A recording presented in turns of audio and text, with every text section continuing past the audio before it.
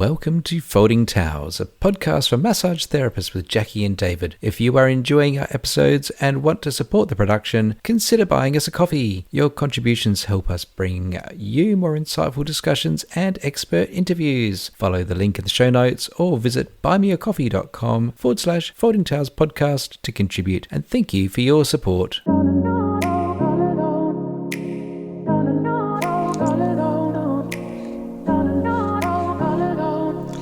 Hello everybody and welcome to another fantastic episode from the Folding Towels podcast. Welcome.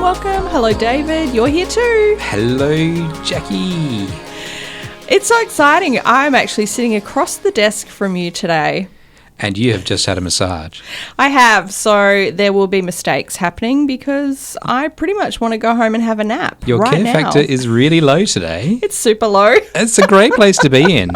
Hey, look, it's Friday. It's my day off. So if you were listening today, when was the last time that you had a massage? And when is your next one booked? Well, I was actually going to be a little bit of a mum today, David, and tell everybody, look, you really need to get your appointments booked in for the Christmas and New Year break, and also January, because January can often be a little bit of a slow month. So you've got the time to do it, to go and make that appointment. Well, we are sitting here in the first week of December. You might be listening at a different date, but January is only a few weeks away. It is. 2025, come at me. Shh, please stop it, David. I'm not ready. What are we talking about today, Jackie? Today, we are talking about the things that you really want to know about. We are actually answering questions that you yourself have asked us.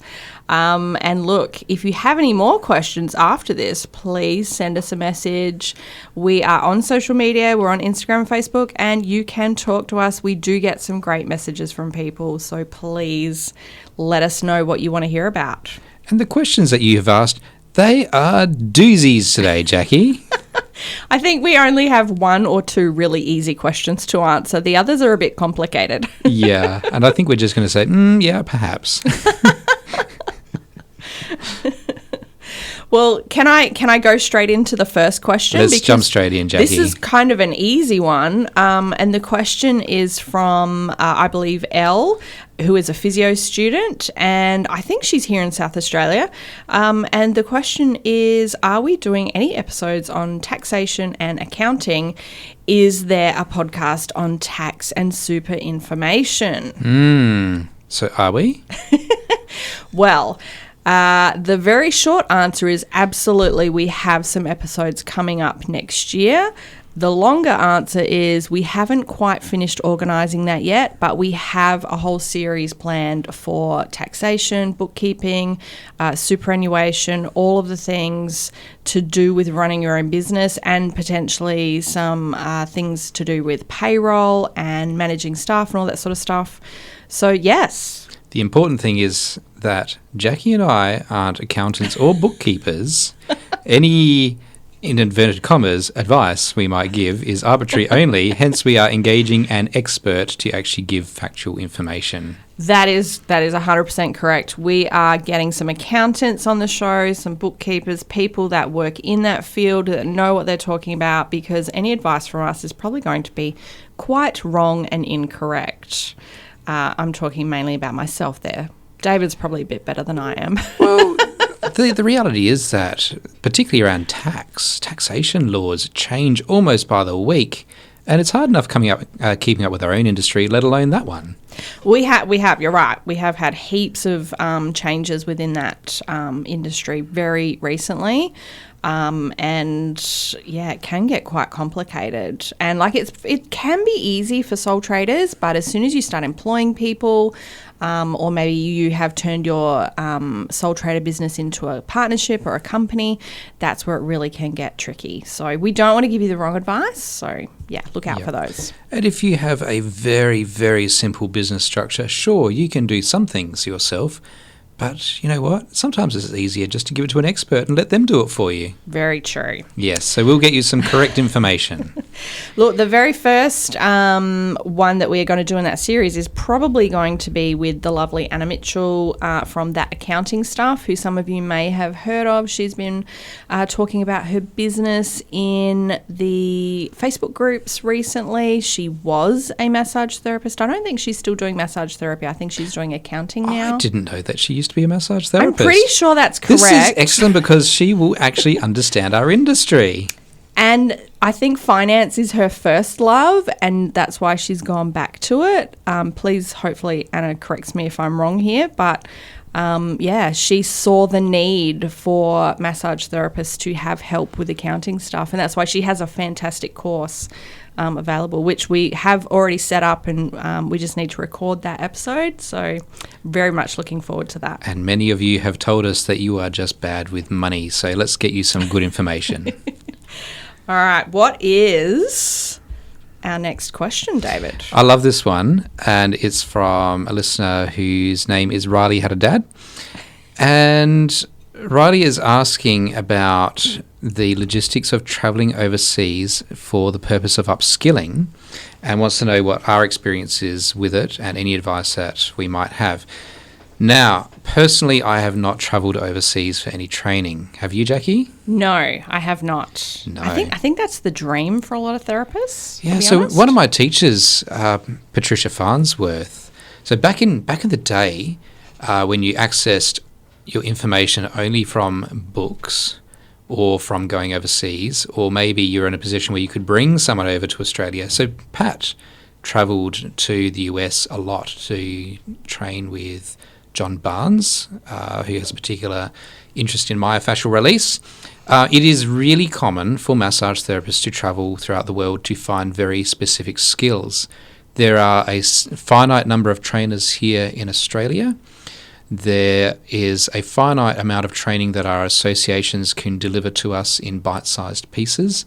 And other than reading books, if you want to get further experience in a particular field of interest, you may need to head overseas. And I have some travel that I am saving for because I want to train with Till Luca and John Barnes and Walt Fritz and Eric Dalton, all of whom are in the US, and that's something I'm saving up for.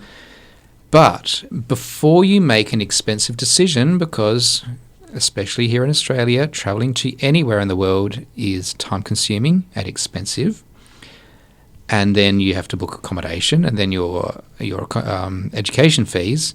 Before you make that decision, perhaps do some online modules first to make sure that they are worth spending significant coin and time on.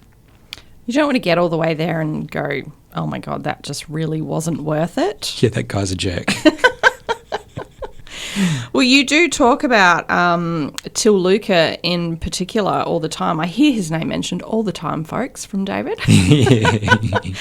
Bit of, what do you call it, fangirling, fanboying? Yes, I've done some of his online modules. I love the way that he teaches. His style resonates with me. Yeah, this is so true. You really have to make sure that you're going to learn something from this person and really appreciate it as well, especially considering it takes, anywhere from 7 to 24 hours to get to another country from Australia. So yes. That's a long trip. Yeah. Also, check with your association. Most associations have a CPE guide, so you need to, first of all, work out whether you can claim that education. Mostly the answer is yes, unless it's a very specific field that they might be a little bit unsure about. So you can probably get that recognition. And then I would also encourage you to write a reflection and submit it to your association journal for publishing. And on top of that, if you have learned something which is not taught here in Australia, perhaps you might even think about sharing those skills with other therapists. Yes, I love it. So our next question that we have... It's a doozy. It's going to be a long one. This is actually from I believe a fellow called Colin, who is here in South Australia as well, from Recover Right. And his question is, when will we have one governing body and standardised training? And away you go, David. Tell us all. Thanks for throwing me under the bus here, Jackie. Well, for remedial massage, there is already standardised training from the perspective that The Skills and Quality Authority sets out the units of competency that must be delivered as part of the current qualification. And for remedial massage, the Diploma of Remedial Massage, it is currently the HLT 52021. There are also some bachelor's degrees around soft tissue therapies, in particular myotherapy, delivered by a number of education institutions. There are also some advanced diplomas which are also covered through ASQA. So while the units of competency are consistent across RTOs, the lecturers are not consistent. They will be teaching based on their values, their experiences, and their own training background. And so selecting a massage school, you will need to interview the trainers and determine the one which is the best fit for you. I want to jump in here and say this is something that I think people don't realise. And I know that I, in particular, was very lucky when I did my training, which is like 12 years ago now, or 13 years ago even. I was very lucky to get some fantastic trainers. And I went to TAFE, which doesn't sound exciting at all, but we had absolutely amazing trainers. And I believe a lot of them are retired now. But yeah, I just feel so blessed about that. So I just want to point out that might be something that you've not actually thought about before. You might think, oh, where am I going to go? What's the institution? Am I going to get provider health status, afterwards, which are all fair questions. But knowing some of the trainers and knowing what skills you're actually going to learn can be really helpful as well. Yeah, I think we both hold the 2012 qualification for remedial massage. Yes. And I was coming through at the very end of that training package where they were starting to transition into the 2015 qualification, but also at a time when there was some massage therapists who'd done a bit of a bad thing and the health funds cracked down on massage training. So we're talking about massage therapists who were sex therapists and were giving people health fund rebates. And so the health funds were cracking down to say, you know what, we want to see additional training beyond what the package covers, otherwise we will not recognise your qualification. There was a brief window, I think it was about 18 months long, where nobody in Australia got new provider numbers at all. And I was caught up in part of that. I don't think you were, David, specifically, but I know I've never had Medibank provider status because of that. It was a really frustrating time because the massage schools who had students about to graduate were then suddenly introducing new topics and saying, I'm sorry, you can't graduate until you do this new subject. So guess what? You have actually qualified for your diploma. But if you want health fund recognition, you need to do this additional training. Some people got very cranky about it and refused to do that training. Guess what? They don't have health fund provider status. No. Will never be able to get it. Yeah. But they still hold a nationally recognised qualification. All that has been beaten out as part of the latest training packages. It's up to the RTO to stay current on all of those things.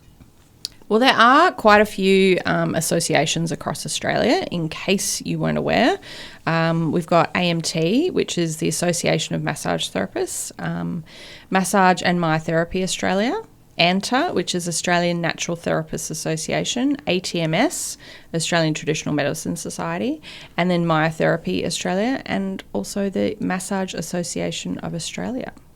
And you have four massage associations where they're exclusively for massage. And I would certainly encourage people to become a member of one of those associations if they're not already. But then you've also got ANTA and ATMS, which cover a lot of other therapies as well. So traditional Chinese medicine, and God, I can't even think of anything else. Digestive healths. There's naturopathy, heaps of stuff. So we do have a lot of options with who we go through. And look, getting provider status for health fund claiming is not necessarily what you're joining an association for. Have we gone off topic, David? A little bit, because the question was around having one governing body. I'm going to throw into the mix one other association, and that's the International Institute for Complementary Therapies, who they'll recognise just about anything, and they primarily help practitioners with obscure qualifications to get insurance, but they aren't affiliated with any government regulatory bodies or professional regulatory authorities, and the qualifications are not reviewed against a government-regulated qualification scheme framework and do not provide any form of national recognition. In terms of one recognised body, let's just take Massage and Biotherapy for Australia. They were born out of an amalgamation of state-based associations. So at some point, each state had their own massage association. There was a South Australian Massage Association at one point in time, for example. They amalgamated about 25 years ago, and that was a pretty big step forward for having a universal and a national voice for massage therapists. But the big thing here is that massage therapists are not equally united. If we collectively wanted one voice and one governing body, we could actually make this happen. Potentially. We could. We could if we wanted to. We could. If we wanted one body, we could make that happen. We've got the power to do that. We could. But we are divided. And as long as we have the People's Front of Judea and the People's Judean Front, Monty Python reference, fighting for exactly the same thing but hating each other, we will never have a united voice. Come on, I don't think it's taken seriously. I don't think it's quite that bad, is it? Politicians have made that comment of who do we listen to? Who is the peak body? You all declare that you're the peak body. Which one? You can only have one peak body. I know. Well, look, we have made some headway on that again this year because Massage and Myotherapy Australia have talked to some of these other associations, and I can't remember which ones they are off the top of my head. I'm sorry. ATMS and ANTA. Is it? And is it the Massage Association of Australia as well? I think it is. Not sure. There were 3 or 4 that Massage and Myotherapy Australia were talking to, and we have discussed this in other episodes actually. But you know, so we are sort of heading towards that one complete body for massage in Australia. I think a big step forward is that the current CEOs have put their egos aside and are talking to each other regularly, and they are meeting with the Minister for Health, the National Minister for Health, on a regular basis. And that's quite a wonderful thing because previously they were trying to go individually. I think the Minister may have made that happen, but at least they are working together on those things. But one of the complications is associations like ATMS and ANTA represent a whole bunch of other complementary and natural therapies, including some that are AHPRA recognised, like acupuncture. And many of the practitioners in ANTA and ATMS have several modalities, and so these hybrid associations are very useful so that a practitioner doesn't have to be a member of more than one association.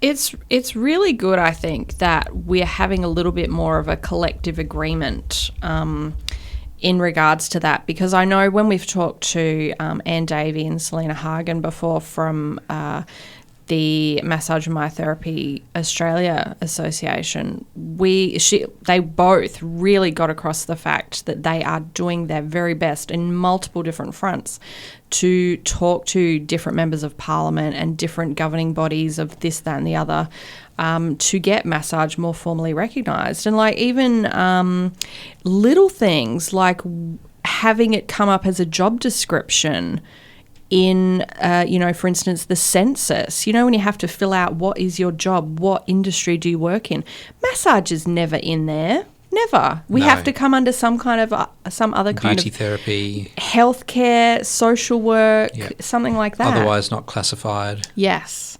So even just that, I think, is fantastic. And again, we did talk about that quite a bit in the episode with Anne and Selena, which is a great episode. I highly recommend listening to that one if you haven't already. Yeah. One of the challenges as well, and I'm going to use a sport example, having had a background in sport planning. And some years ago here in South Australia, there are a number of soccer associations, and there still are. And the government turned around and said, we only want to talk to one of you. And they just chose the association and said, they are the peak body. How do you think that went down with the membership of other associations? Ooh, I did not know that had happened at all, David. Yeah. Interesting. Yeah. So Football Federation of SA was declared to be the peak association. And so associations like Elizabethan District and North East Junior Soccer and South Australian Amateur all went, well, we don't recognise them as our peak. We're our own peak body. And there has been a great deal of unrest, and there continues to be divide because those associations didn't want to be dictated to. That's really terrible for the sport, isn't it? It is terrible. Yep. And we will be in a similar position if the government stepped in and just said, we now recognise that association, they're the peak, and all the others, we don't recognise you. I'm sure that you as members of any other association would just go, well, that sucks. And where would we go from there? Yes. So chiropractors have at least 2 associations in Australia. One was considered to be a bit rogue and a bit alternative, a bit kooky. And some of those chiropractors jumped ship to the other association based on some decisions. Physiotherapists have one single body, and it is very focused and it is very strong. And they also have a very united front when it comes to education and to research as well. That's very interesting, David. So there is an element of massage therapists who believe that being registered under AHPRA, that's the Australian Health Practitioners Registration Association, I think, the AHPRA registration will just fix everything. But at the moment we are explicitly excluded. They recognise allied health professionals who have, amongst other things, a 4-year bachelor's degree from a university. So if your degree is 3 years, sorry, your degree is not recognised by AHPRA. It has to be 4 years, and certainly not a 2-year diploma from an RTO. And there are a number of allied aligned professions that are not AHPRA recognised, that might be 3 or 4 year degree qualifications, including nutrition, exercise physiology, sports science, and also recognising that AHPRA members have to operate within a very small scope of practice. The regulations for AHPRA members are quite strict, I believe, because this includes like GPs and specialist surgeons, I'm guessing, like nurses, medical professionals anaesthetists, who are dealing with life and death situations daily. Whereas obviously massage therapists do not deal with life and death situations on a daily basis. So there is, a massive difference. But if you think that AHPRA is going to fix things, just have a quick look on A Current Affair about the internal investigation that has gone on to AHPRA to realise that organisation is a bit broken right now. Yeah, let's not get into that, David. Hopefully we've answered that question, and it was a very long answer, so Yep. I'm sorry. Sorry about that. It's very interesting. And I have suggested to David that we do talk about associations from a historical perspective as well. So we may end up doing an episode on that later on next year. I'm not sure if David wants to, but I would love to. Well, while we're talking about associations, what's the next question, Jackie? Yes, this is a great one. So this is from Court Loren on Instagram, and who I'm guessing her name is Courtney. Is it worth joining an association if you're only doing mobile massage part-time? What do you think, David? Well, I just want to say that an association is not a union. That's a good point. Good point. So I have been a member of an association since I was a student. And most of them have student membership. And every profession that I have been in, I have been a member of an association. Really? That's very interesting. Okay. Yeah. Well, okay. I'm going to say that I would suggest that it's always worth considering joining a massage association. You don't always have to, for sure, but there are a lot of reasons to join. And you don't have to join as a full member. A lot of people do join as full member to get provider status with the health funds, but you don't have to do that. They have student memberships. They also have what is sometimes called an associate membership, which is often a lot cheaper and means you don't have to give them, your first aid every year. You don't have to do any CPE for the year, that sort of thing. It's more like being a friend of the association. It's useful if you're a member of more than one association. Yes. Well, I'm actually an associate member of AMT, as well as being a full member of Massage and Myotherapy Australia. Yeah, and I need to look into associate membership because I'm a full member of 2 associations and I have to provide documentation to both. Oh my goodness, David. But see, I learned something today. I didn't know there were associate memberships. Wow, okay, cool. I thought this was common knowledge. I didn't realise that people didn't know this. Maybe I'm not common, Jackie. You're not. You're amazing. Okay, so what can you actually get from your association if you don't want to get provider status with your health funds? So what's the list, David? Give us a bit of a list. Well, I want to say that association membership is one of the lowest expenses in my budget each year. It is. It's only usually around $250. It's not a huge amount of money, and I think you get a lot out of it. Well, it's also up to you to take advantage of your association membership and make the most out of it. You can pay the money and do nothing with it if you want to. Very true. And then you can feel jaded about it. But if you... Please don't. If you join an association, it can give you more credibility as a therapist, because there is that level of regulation that comes with being an association member. It often gives you access to cheaper and potentially more variety of continuing education, or access to conferences and being part of a group insurance scheme, for example. Sometimes they have free offers and discount offers. Sometimes they offer free training. They often offer legal and ethical representation. They provide advocacy on our behalf. There are networking opportunities. Most have a database for client referrals where you can be found on their list.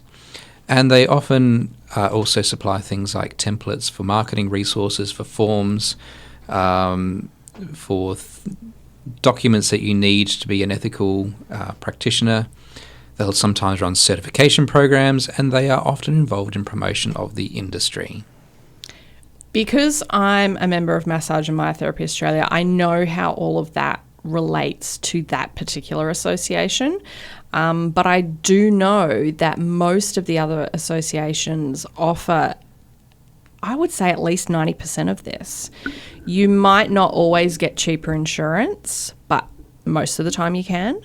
You might not get discount offers for other services, but sometimes you can. And a lot of the associations are really working hard behind the scenes to advocate for our profession, which, again, we just covered a few minutes ago and we've talked about on episodes before. And you can, the best thing I think is that if you are a member of an association, you can log into their website. They usually have a member portal, and you can find all that information really, really easily. And it's often emailed directly into your inbox, so you can read about it, once a week or a couple times a month. Later in this episode, we're going to talk about the NDIS, and recently there was a change in relation to the National Disability Insurance Scheme. And I remember that just hit the headlines. These are the new changes, and there was all this outcry because it affected massage therapists and myotherapists in Australia, and people going, what are associations doing? What are they doing? And the thing is that our associations had been involved in advocacy for months, if not years, prior to that decision being made, and it was up to the governing people to interpret that information, and just came down and said, no, this is the new information. Well, they had been actively involved. And then it took some time because they are representative bodies of more than just one person to generate a response. And information trickles through slowly. Information comes through and information gets released to its members, and suddenly it's like, oh, you're saying one thing, but this association is saying another, and then information gets updated because often the information that's released is not clear and it has to be interpreted. And associations are really good at doing that work for us. Yes. Just want to say. Yes. You do hear from people saying, oh, my association does nothing. Like, what are they even good for? What am I paying that money for? I think what David said is really accurate. You have to go and find the information. There's a member portal you can log in. They have so much information on the websites. I know ATMS have like 3 million courses you can do. Like, it's just insane how much work behind the scenes some of these associations are doing. I would say even if you're only doing massage therapy part-time, definitely consider joining an association. Yes. And a little tip as well, I don't know if I said this before, but becoming an associate member still will give you access to a lot of this stuff, and it's usually cheaper than having full membership. Just putting that out there. If you don't know what your association does, it's on you to find out. Yes. All right. The next question comes from MIMT. Yes. We chat all the time on Instagram. Hello to everyone from MIMT or MIMT, as I call you all the time. I don't know if that's accurate or not, but you're MIMT to me. Massage subscriptions. I see it happening in other countries. Could it be successful here? I used to run a massage subscription for my business way back when. I think I had maybe 20 people subscribed at one point in time. That's not bad. Yeah, so for a slightly cheaper rate, a person could give me their credit card details and I would deduct that agreed amount once per month, and it was up to them to book a massage at their desired time. They could go and book in advance if they wanted to. And this was great for me for having some certainty around my income, because I knew that at least 20 payments would come through at a particular time every month. But I have to say it's probably better suited to more lifestyle-focused massage therapy than pain management, unless you've got a person who they rely on regular massage. So you will find some chiropractors doing subscriptions. I have seen it in physio clinics, for example, to access their gym or their Pilates classes or aquarobics, rarely to actually see a physio for hands-on treatment. But there's some grey areas, and particularly health funds got a little bit twitchy at one point in time. It's probably around 5 years ago. Actually, it's probably 7 years ago now. And this was health funds saying, in the field of remedial massage, we want to see people getting better, and we don't want to see people being held unnecessarily and unwillingly in care.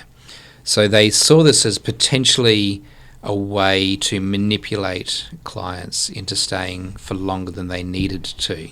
That's a fair concern, really. Yeah. It does happen that people would be taken advantage of occasionally. Yeah. So you can probably think in your own client list, there's probably someone who comes in once a week, once a fortnight, once a month, and it's necessary for them. For example, I had some concreters who would come in fairly regularly. They're using vibrating machines a lot. Their forearms were like concrete.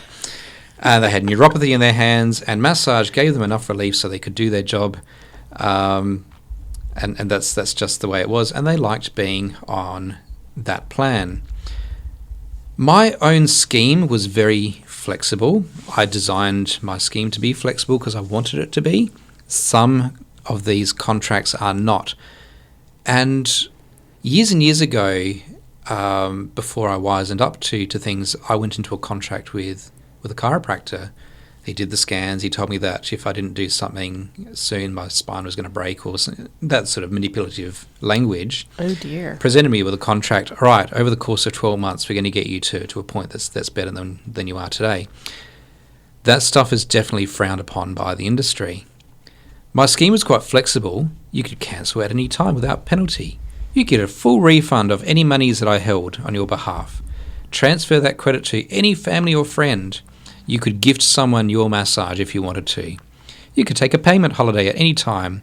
You would accrue no more than 2 credits before I would automatically put your membership on hold, and it was very fair and very flexible. That sounds very reasonable, David. I thought so. And much better than some gym memberships, I'm just going to say. He'll keep deducting money whether you turn up or not. For years. Yes.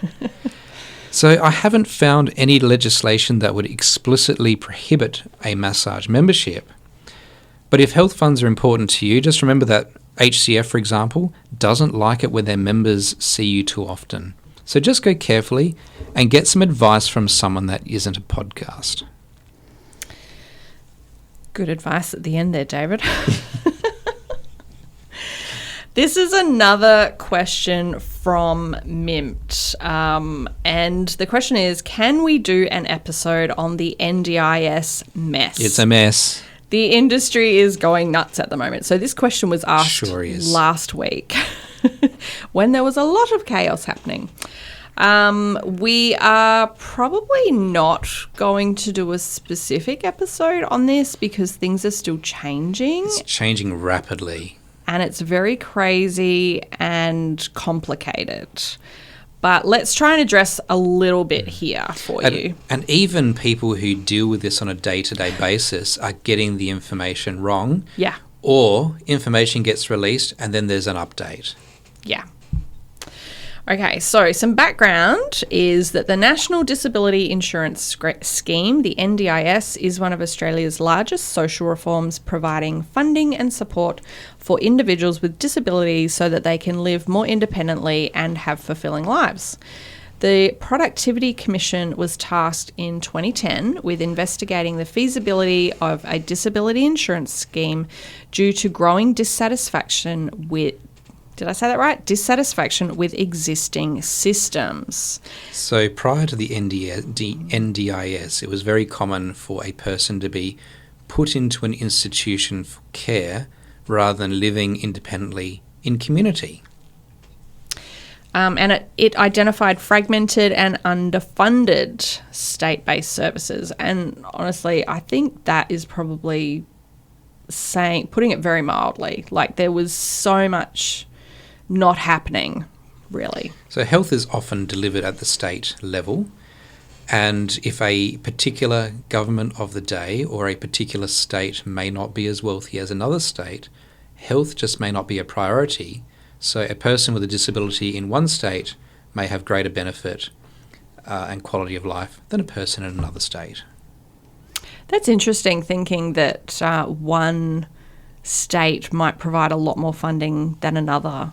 That's really interesting. Based on the wealth of the population, the collective wealth of the population. That explains a few things, to be honest. So the NDIS bill was introduced in 2012 to the Australian Parliament by the Gillard government. Trials began in July 2013 in selected regions, including Barwon in Victoria, the Hunter region in New South Wales, and Tasmania.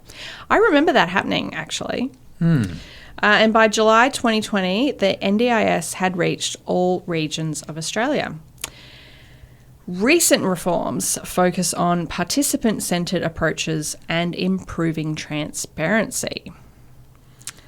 So the scheme started to roll out, and they realised fairly quickly that they needed an overarching agency. So the NDIS is the pool of money, so to speak, and then the NDIA, the National Disability Insurance Agency, was rolled out to oversee the implementation.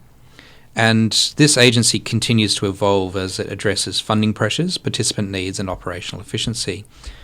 And I was involved in some of the consultation of the original NDIS, and I saw firsthand the advocacy that was going on from people with disabilities to gain support, to gain access to necessary supports, many of which were unaffordable and unattainable.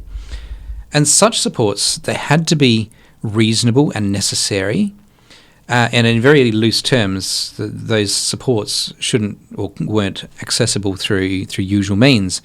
For example, going to the doctor is something that almost anybody can do, but getting swimming lessons, for example, or particular swim therapies, let's say you lived in a remote area and there was just a typical Olympic swimming pool.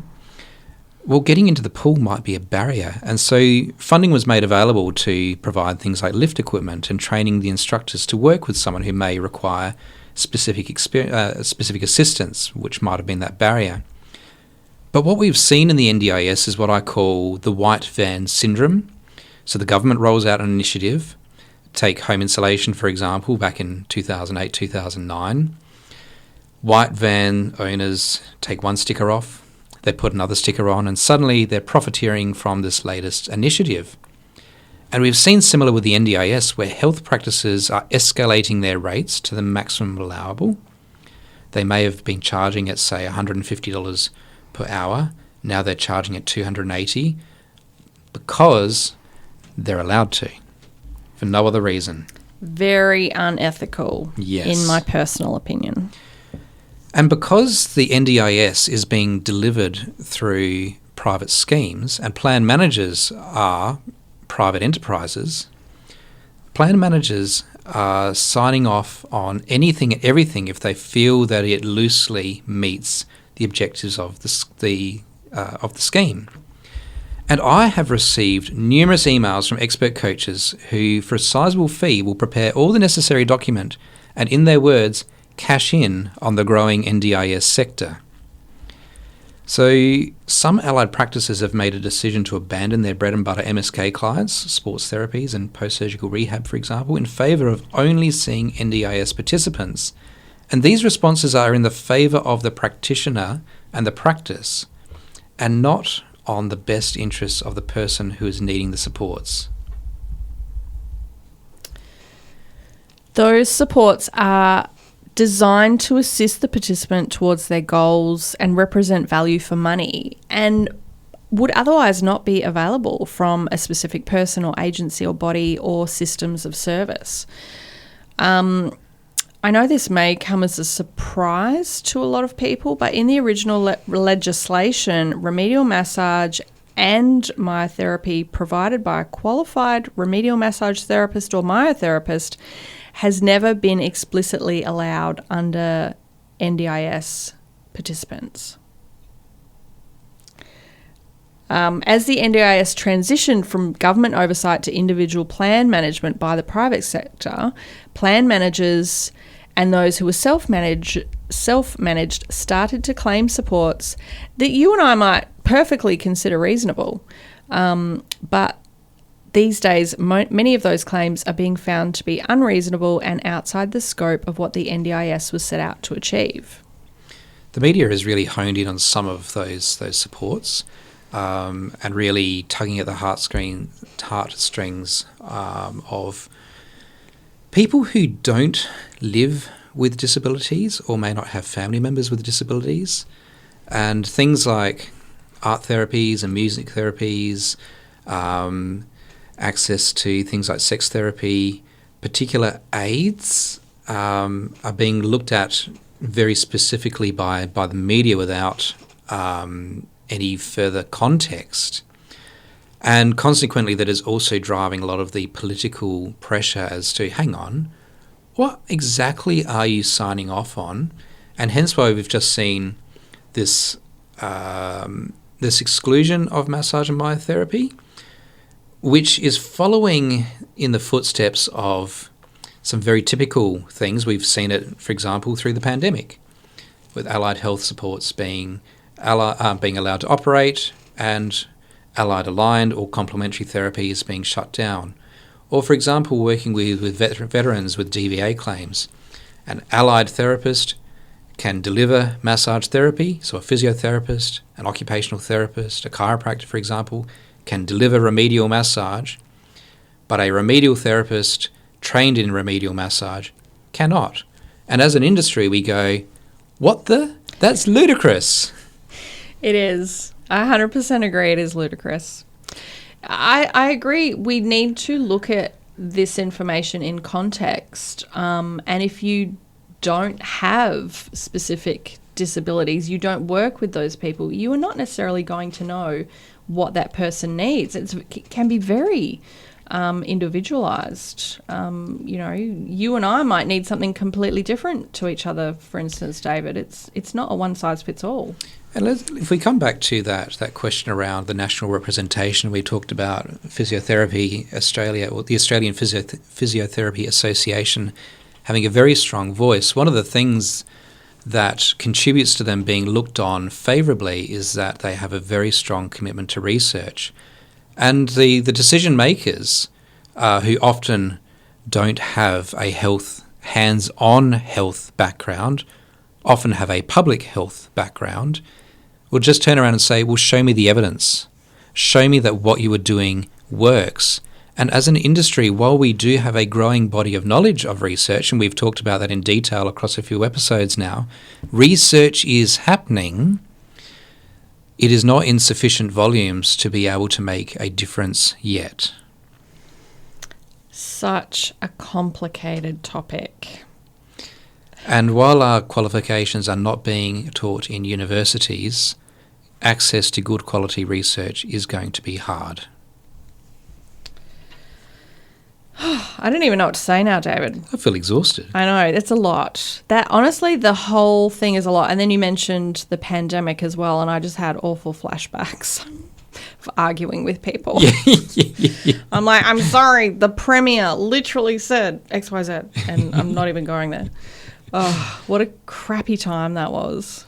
Yeah. This is I honestly think that massage therapy and a lot of these other therapies should be included, and it should be maybe more streamlined. I don't know, but yeah. But going back to that earlier question, would things be different with one voice? It probably would. And we as an industry need to agree on what that voice is. That's very true. And as long as we disagree with each other, it will be hard. No, no. We're not a homogenous group. We all have different opinions and different needs and wants. Yeah. Let's all collectively agree, though, that we want massage therapy to be a more recognised and reputable therapy that everybody loves, and that we are on the census, that we're in those drop-down menus. I think that's like a great next step. Yes. Yeah. Let's also not forget that the Australian Physiotherapy Association was born out of a Massage Therapy Association. Yeah, they were. I've done a little bit of research on this, David, not tons, but I do know that fact. And every time anyone says to me, someone said it recently about, in relation to the NDIS, about, physiotherapists have, they have so much research and there's no research for massage. And I just went, what? Excuse me? None? And I've had this argument with other people as well, where they say, there's no research. Well, there is. You just have to want to read it. Yeah. More episodes on research coming. Is that what I'm hearing, David? We are going to bring some research to you over 2025. We'll try. Look, if anyone wants to talk to us about this and has that expertise, please reach out. We would love to chat with you and see what we can bring out to the public next year. We would love to do that. Yeah, that would be so great. Thank you for listening. Let's wrap it up, Jackie. Let's. If you have enjoyed this episode and any other episode on the Folding Towers podcast, please hit that subscribe button in your favourite podcast player. If you are listening on Apple iTunes or on Spotify, please leave us a rating. That would mean ever so much to us, or even a little review. You can also find us on Facebook and on Instagram, sometimes on Twitter. Not very much.